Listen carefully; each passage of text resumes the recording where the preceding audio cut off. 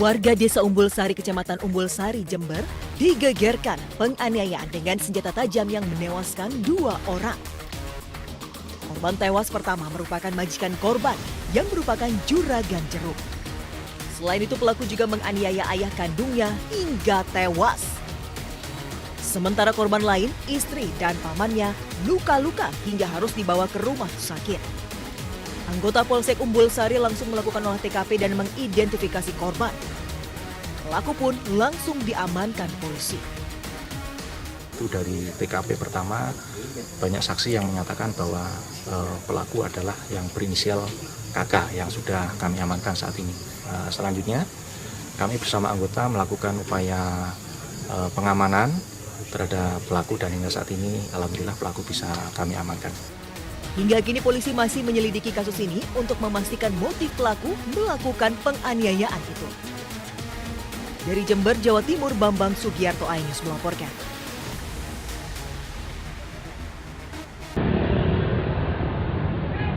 Mas, kenapa itu? Video amatir warga merekam seorang pemuda diceburkan sekelompok orang ke banjir Kanal Barat Semarang, Jawa Tengah. Setelah melakukan aksinya, para pelaku langsung meninggalkan lokasi. Mengetahui kejadian itu, warga langsung mengangkat tubuh korban yang ternyata sudah meninggal dunia. Usai dievakuasi, jasad kemudian dibawa ke Rumah Sakit Dr. Karyadi. Dari keterangan saksi, korban diketahui bernama Ferry yang merupakan anak jalanan. Korban diduga dikeroyok rekannya sesama anak jalanan usai pesta miras di bawah jembatan tersebut. Tadi itu awalnya minum-minum, terus paling ada salah pahaman bertengkar terus buang ke sungai. Terus tadi yang angkat warga. Dipukuli berarti ya Pak? Dipukuli. Tapi yang masuk-masuk ada berapa taruhan? Kurang tahu ya, paling ada 6. Setelah menerima laporan warga, polisi dari Polrestabes Semarang mendatangi tempat kejadian perkara. Polisi pun telah membawa sejumlah rekan korban ke Mapolrestabes Semarang untuk dimintai keterangan. Dari Semarang, Doni Marendra, iNews melaporkan.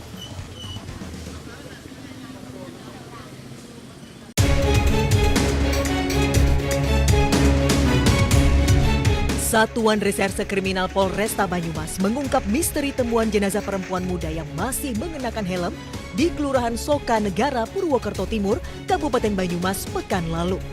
Identitas korban yakni remaja berinisial FN, gadis berusia 15 tahun, warga Kecamatan Paguyangan, Kabupaten Brebes. Korban ternyata dibunuh rekan kencannya. Motifnya karena sakit hati, pelaku dihina korban usai berhubungan intim. Korban dibunuh dengan cara dibekap hingga kehabisan nafas. Pelaku sempat berusaha menghilangkan jejak dengan membuang jasad korban di pinggir jalan yang jaraknya hanya puluhan meter saja dari lokasi kejadian pembunuhan. Pinggir jalan, menempel di bangunan rumah saya. Saya panggil, mas bangun mas.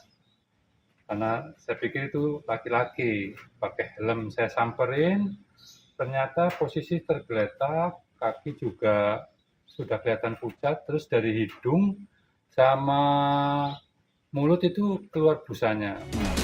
Pelaku juga berusaha menghilangkan jejak dengan membuang SIM card handphone korban bersama barang bukti lain.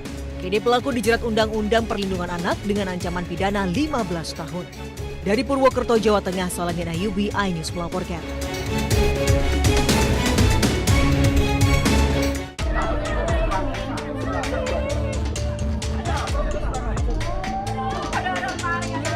Petugas dibantu warga mengevakuasi SF, warga Desa Keranggan Timur, Kecamatan Galis, Bangkalan, Jawa Timur yang terjatuh ke dalam sumur.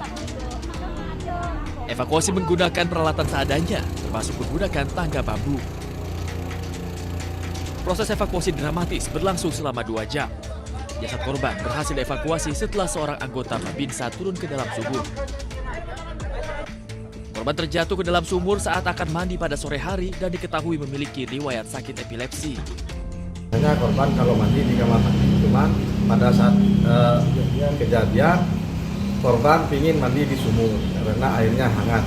Informasi dari istri seperti itu. Setelah korban mandi, istri meninggalkannya sebentar. Setelah balik lagi, korban dinyatakan hilang atau tidak terlihat oleh istrinya. Setelah mendekat sumur, ternyata korban sudah terjebur sumur dan tidak bergerak. Usai dikeluarkan dari dalam sumur, jasad korban kemudian langsung diserahkan ke pihak keluarga. Dari Bangkalan, Jawa Timur, Taufik Syahrawi, iNews melaporkan.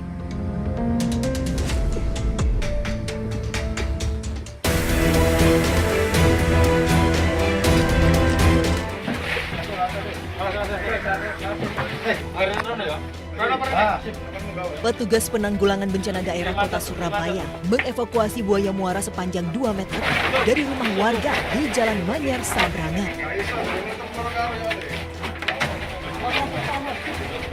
Evakuasi buaya sempat diwarnai ketegangan karena buaya itu terus berontak dan menolak dikeluarkan dari kolam penangkaran. Setelah 1 jam, 5 orang petugas akhirnya bisa mengevakuasi buaya tersebut. Buaya bernama Coki ini sudah 6 tahun dipelihara Zainuddin. Ia berharap Coki bisa dilepas liarkan ke habitat aslinya. Soalnya kan medannya sulit ya, sempit juga tempatnya. Sempat ada perlawanan, Pak. Ya perlawanan ya, guling-guling kayak gitu itu tadi buayanya kan. Soalnya kan ya berontak gitu buayanya. Buaya itu juga bisa hidup normal lah, umur panjang. Setelah dievakuasi petugas BPBD Kota Surabaya, buaya muara tersebut dibawa ke Badan Konservasi Sumber Daya Alam BKSDA Kota Surabaya. Dari Surabaya, Jawa Timur, Yuda Prawira, iNews melaporkan.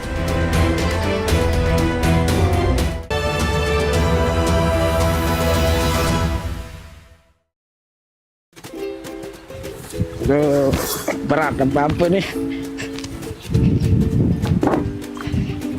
Aduh, gimana ini Paul? Hidup semakin susah nih. Bensin mahal, rokok juga ikut-ikutan mahal.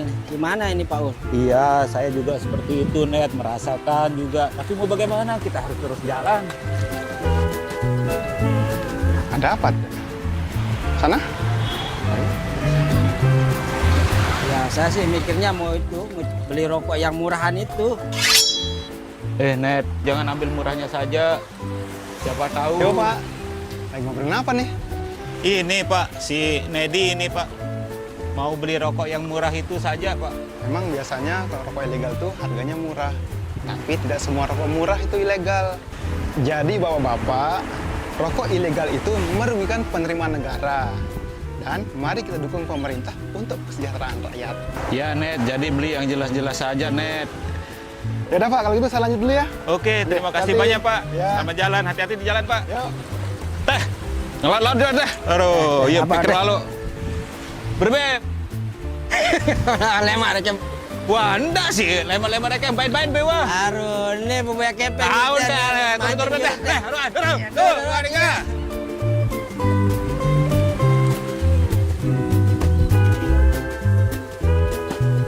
Update informasi terlengkap menuju prime time berkualitas bersama iNews. Selamat sore pemirsa, Sukatani, Ramadan, Takjil, sahurnya, hari tua, puasa, iNews sore setiap hari. di iNewsroom, Hanyut, poternya, kartu, pembunuhan Sritex, iNews Room setiap hari.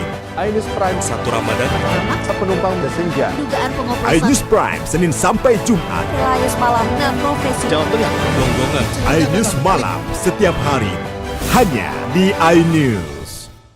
Kami menghadirkan beragam informasi menarik dan terkini terkait kebijakan hingga kegiatan para pemimpin bangsa dari Presiden, Wakil Presiden hingga Kabinet Merah Putih. Pemimpin Rakyat Senin hingga Jumat pukul 12:30 siang. Update informasi terlengkap menuju prime time berkualitas bersama iNews. Selamat sore pemirsa, Sukatani, Ramadan, Takjil, sahurnya, hari tua, keluarga, negara, puasa, masjid intas, silakan listrik, Jaya Ancol, Garuda. iNews sore setiap hari. Selamat datang di iNewsroom. korban hanyut, warga panik, puluhan rumah Hipotermia, akar tumpukan, pembunuhan, Pertamina membantah, PT Sritex, memenangkan, dan keluarga. Skema oplosan tuh nggak ada. iNews Room setiap hari. Inilah iNews Prime 1 Ramadan, Sholat tarawih perdana pertama sejumlah penumpang bersenja, dan pilot. pengoplosan tinggal dunia, timbal dekade. iNews Prime Senin sampai Jumat. Layus Malam 1 Maret dan Profesi Guru Polda Jawa Tengah, dan penggelonggongan, sehingga gagal menyalip. Rp2.000 sholat tarawih forum ini Kernas dan Israel. iNews malam setiap hari hanya di iNews. The Great Prime Time. yang akan kita hadap. Kita jadi masalahnya harus Anda kalau nggak percaya. Rakyat bersuara. Taufik ini yang bermasalah. Kabur aja dulu. Kegelisahan. Bukan nasionalisme kalian. The Prime Show. Pergantian lambat. Aku belum tidak ngomong juga. Interupsi. Prioritas. Respon mereka semuanya. 30 menit bersama Kabinet Merah Putih. Only on iNews. Suara tak layak dibungkam. Intelektualitas perlu diuji. Integritas butuh konsistensi demi demokrasi yang hakiki. Suarakan kejujuran demi keadilan menuju kebenaran. Saya Aiman Wicaksono, saatnya rakyat bersuara. Saya Diandra Mukti. Anda menyaksikan The Prime Show. Investigasi eksklusif. Apa yang melatar belakangi? Meragukan nasionalisme kalian. Kabur aja dulu. Menyebar kemanapun. Itu luar biasa. Mengupas isu-isu terhangat. Kerja di luar negeri, bawa narkoba dari serang anggota TNI. Penyelidikan. Semua tanya akan dijawab dengan tuntas dan berkelas. Makin viral. Pelanggaran syariat Islam. The Prime Show setiap Rabu pukul 8 malam di iNews. The Great Prime Time. Kembali. Apakah lurus benarkah lapak Perkara yang akan kita hadapi. Jadinya kita jadi. Tapi saya mengatakan. Tapi masalahnya. Endorsement harus Anda harus saya nggak kalau nggak percaya. Karena kalau kamu yang buka ya. Saya Aiman Wicaksono, inilah Rakyat bersuara Selasa pukul 7 malam. Taufik ini yang bermasalah. Kabur aja dulu. Kegelisahan. Jadi pendatang Arab. Bukan nasionalisme kalian. Res narkoba Polda Riau, anggota TNI. PHK. Presidennya teman. Saya Diandra Mukti. The Prime Show Rabu pukul 8 malam. Pergantian lambat. Saya tidak percaya. Dari presiden di sana itu belum bukti. Saya membaca tidak ngomong juga. Saya Anisha Dasuki. Dan saya Aryo Ardi. Interupsi Kamis pukul 8 malam. Yang menjadi prioritas. Respon mereka para Apa aja? semuanya sudah nggak boleh. Nggak boleh. Itu supaya tidak pandang bulu. 30 menit bersama Kabinet Merah Putih setiap Jumat. Only on iNews. Inilah banyak sekali peristiwa besar yang terjadi dan menjadi sorotan. Ya, kita di sini kita interupsi. Wajib saya dengar ada pergantian lambat. Saya tidak percaya. Dari presiden di sana itu belum bukti. Tidak. Itu hal yang wajar. Siapakah raja kecil dimaksud? Tidak ngomong juga. Konsumen korban lagi, nggak dapat barang sekarang kita. Nah, ini pengawasannya juga lemah. Ya Prosesnya belum selesai. Kan Anda mengoreksi. Dia lihat ke tempat lain. Jangan dipotong, Bang. Interupsi hanya di iNews. Aduh, berat bambu nih. Aduh, gimana ini Paul? Hidup semakin susah ini. Bensin mahal, rokok juga ikut-ikutan mahal. Gimana ini Paul? Iya, saya juga seperti itu, Net, merasakan juga. Tapi mau bagaimana? Kita harus terus jalan. Ada apa? Sana? Ya, saya sih mikirnya mau beli rokok yang murahan itu. Net, jangan ambil murahnya saja. Siapa tahu. Yo, Pak. Lagi ngobrolin apa nih? Ini, Pak, si Nedi ini, Pak. Mau beli rokok yang murah itu saja, Pak. Memang biasanya kalau rokok ilegal tuh harganya murah. Tapi tidak semua rokok murah itu ilegal. Jadi Bapak-bapak, rokok ilegal itu merugikan penerimaan negara. Dan mari kita dukung pemerintah untuk kesejahteraan rakyat. Ya, Net, jadi beli yang jelas-jelas saja, Net. Ya udah Pak, kalau gitu saya lanjut dulu ya. Oke, terima kasih banyak, Pak. Ya. Selamat jalan, hati-hati di jalan, Pak. Yuk. Teh, ngelat deh. Aduh, iya pikir lalu. Berbeb. Lemar aja. Wah, enggak sih. Lemar-lemar kayak bain-bain bewa. Aduh, ini pembayar kepeng. Tahu dah, turun deh. Turun. Tuh,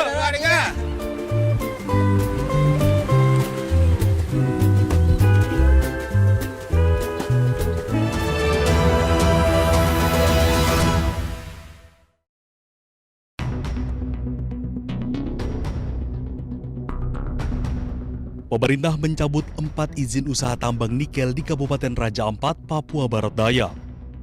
4 perusahaan yang dicabut izin tambangnya adalah PT Anugrah Surya Pratama, PT Mulia Raymond Perkasa, PT KW Sejahtera Mining, dan PT Nurham. Menurut Menteri ESDM Bahlil Lahadalia, pencabutan izin usaha dilakukan karena melanggar aturan lingkungan. Selain itu, kawasan tersebut termasuk ke dalam kawasan geopark. Sementara untuk kontrak karya untuk PT GAK, izinnya tidak dicabut karena dianggap jauh dari kawasan geopark. Meski demikian, pemerintah menegaskan akan tetap melakukan pengawasan khusus. Nah, kaitannya dengan itu kami melapor kepada Bapak Presiden dengan mempertimbangkan berbagai hal. Bapak Presiden memutuskan, memperhatikan semua yang ada, mempertimbangkan secara komprehensif, dan Bapak Presiden memutuskan bahwa 4 IUP yang di luar Pulau GAK itu dicabut. Dan saya langsung melakukan langkah-langkah teknis, berkoordinasi dengan Menteri Teknis, LH maupun Kementerian Kehutanan untuk kita melakukan pencabutan. Jadi mulai terhitung hari ini Bapak Ibu semua, pemerintah telah mencabut 4 IUP di Raja Ampat. Jadi ditanya apa alasannya? Alasannya adalah pertama memang secara lingkungan, yang kedua adalah memang secara teknis setelah kami melihat ini sebagian masuk di kawasan geopark, dan menurut yang ketiga adalah keputusan ratas dengan mempertimbangkan masukan dari pemerintah daerah dan juga adalah melihat dari tokoh-tokoh masyarakat yang saya kunjungi. Saya pikir itu. Dan sekalipun GAK tidak kita cabut, tetapi kita atas perintah Bapak Presiden, kita mengawasi khusus dalam implementasinya. Jadi AMDAL-nya harus ketat, reklamasinya harus ketat, tidak boleh merusak terumbu karang. Jadi betul-betul kita akan awasi habis.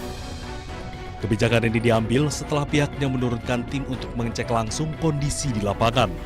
Dan hasil pengecekan menunjukkan kawasan pesisir dan laut di sekitar Pulau GAK masih dalam kondisi baik. Dari Jakarta, Ayah Nufus Muhammad Fakih, iNews melaporkan. Tonga-tonga,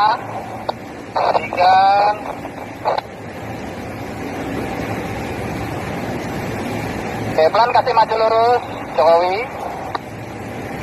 Maju lurus pelan. Kencang air jaket ya, itu langsung melambung nanti dikodi.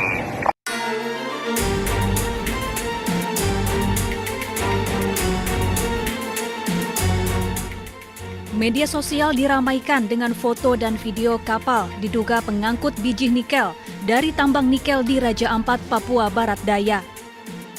Netizen menyebut nama di lambung kapal mirip dengan inisial Presiden ke-7 RI Joko Widodo dan mantan Ibu Negara Iriana, yakni JKW Mahakam dan Dewi Iriana. Namun belum ada bukti kuat terkait kepemilikan kapal yang dihubungkan dengan Jokowi dan kegiatan yang dilakukan kapal di lokasi tambang nikel. Sementara itu, dari data Direktorat Perkapalan dan Kepelautan Dirjen Perhubungan Laut Kementerian Perhubungan mengungkapkan ada 8 kapal dengan nama JKW Mahakam dan 6 kapal dengan nama Dewi Iriana. Kapal-kapal ini dimiliki oleh sejumlah perusahaan yang bergerak di sektor logistik dan pelayaran. Namun dari data Ditkapel Kemenhub tidak ada informasi terkait aktivitas kapal di tambang nikel Raja Ampat. Tim Liputan iNews melaporkan.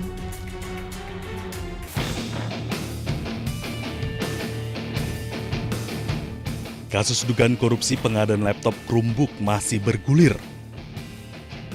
Beberapa waktu lalu, Kejaksaan Agung menggeledah kantor Kementerian Pendidikan, Kebudayaan, Riset, dan Teknologi. Kasus ini diduga telah merugikan negara sebesar 9,9 triliun rupiah. Dalam hal ini, mantan Menteri Pendidikan, Kebudayaan, Riset, dan Teknologi Nadiem Makarim pun angkat suara. Saya tidak pernah menoleransi praktik korupsi dalam bentuk apapun. Saya mengajak masyarakat untuk tetap kritis, namun adil. Tidak terburu-buru dalam menarik kesimpulan di tengah derasnya opini yang dibentuk. Saya percaya masyarakat Indonesia berhak mendapat kejelasan dan keterbukaan. Saya berkomitmen untuk bersikap kooperatif demi menjernihkan persoalan ini. Sebelumnya pada 5 Juni lalu, Kejaksaan Agung mengeluarkan surat pencekalan ke luar negeri kepada 3 staf khusus mantan Menteri Pendidikan Kebudayaan Riset dan Teknologi ini. Mereka adalah Fiona Hanfayani, Ibrahim Arif, dan Juristan. Ketiganya bertugas sebagai tenaga teknis. Pencekalan dampak dari mangkirnya mereka saat dipanggil untuk diperiksa. Penyidik telah menggeledah rumah ketiganya. Dari hasil penggeledahan, penyidik menyita sejumlah barang elektronik seperti gawai dan laptop. Tim Liputan iNews melaporkan.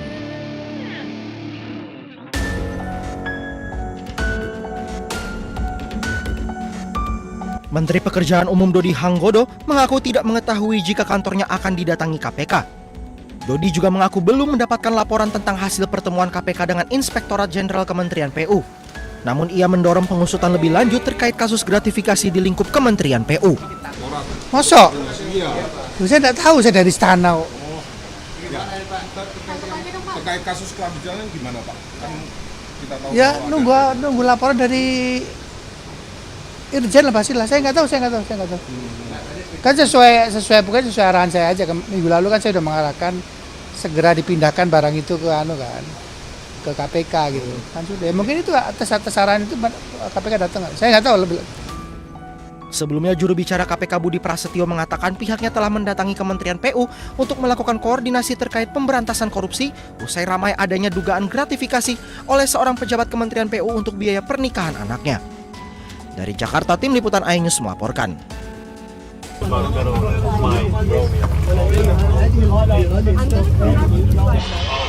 Right now they're jamming our comms. They are saying random stuff just to jam our communication.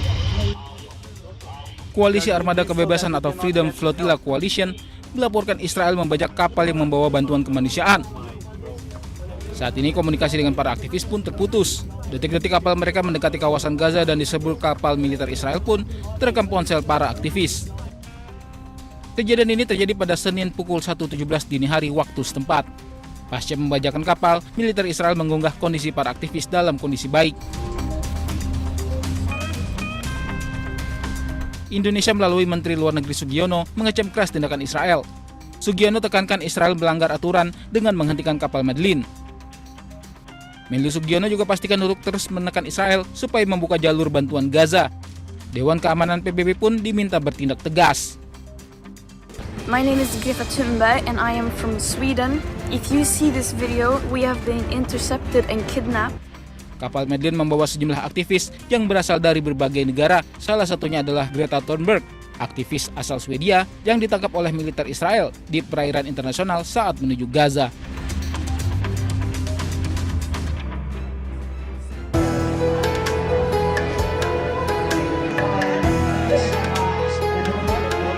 Menteri Agama Republik Indonesia Nasaruddin Umar melepas keberangkatan jemaah haji kloter 1 Embarkasi Makassar yang akan pulang ke tanah air. Jemaah dilepas Menak dari hotel tempat mereka menginap di wilayah Syisah Makkah sebelum mereka berangkat ke Madinah. Menak juga menyapa para jemaah haji yang telah berada di dalam bus. Selama kurang lebih 4 jam para jemaah menempuh jalan darat menuju Madinah sebelum bertolak ke tanah air melalui Bandara Amir Muhammad bin Abdul Aziz Madinah.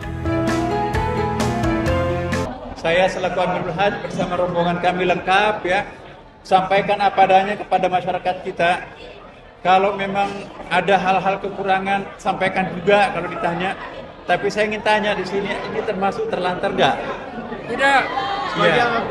Jadi image yang diviral-viralkan itu, bapak-bapak kekurangan makanan, baik di hotel kekurangan nggak di sini? Tidak. Di kemah kekurangan? Tidak. Iya. Jalan puluhan kilo enggak? Jalan. Hari ini merupakan hari pertama jemaah haji Indonesia bertolak dari Arab Saudi ke tanah air usai melaksanakan ibadah haji. Selain jemaah haji Embarkasi Makassar, ada 6 kloter lain yang pulang ke tanah air.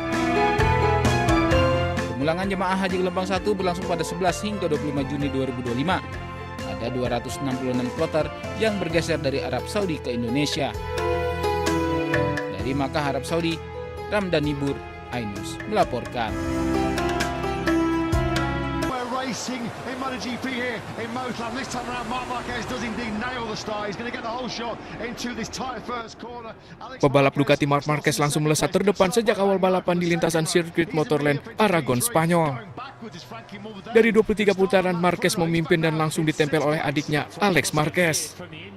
Sementara Franco Bagnaia yang memulai balapan di tempat keempat berhasil merebut posisi Franco Morbidelli di urutan ketiga. Yeah, this time around, Binder has made a great start. Aldegar, who we saw super strong and aggressive, had him on the brakes into the first corner. This time around, he's going through using the extra support of that. Acosta sempat menyalip Bagnaia di tikungan terakhir lap pertama, namun Bagnaia berhasil kembali mengambil alih posisi ketiga. After what happened between him and Alex Marquez here in the Grand Prix last year, but Acosta this time has got through up into P3. Pebalap Brad Binder yang berada di posisi kelima terjatuh di lap ke-12, disusul Fabio Quartararo yang terlempar di tikungan pertama saat putaran ke-13.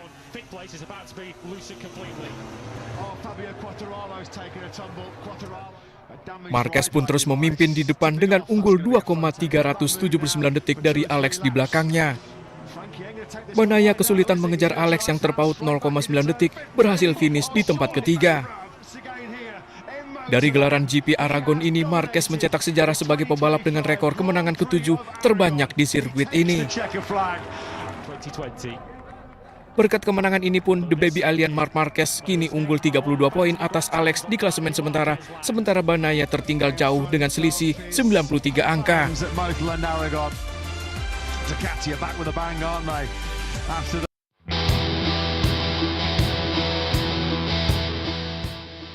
Simone Inzaghi mencoba peruntungan baru bersama klub kaya raya Arab Saudi, Al Hilal, usai berpisah jalan dengan Inter Milan tak lama setelah kegagalan di final Liga Champions.